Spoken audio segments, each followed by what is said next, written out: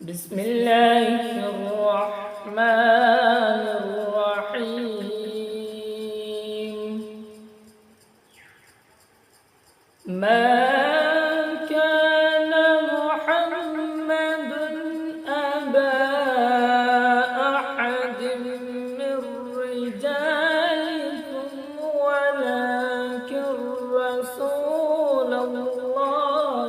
وخاتم النبيين وكان الله بكل شيء عليما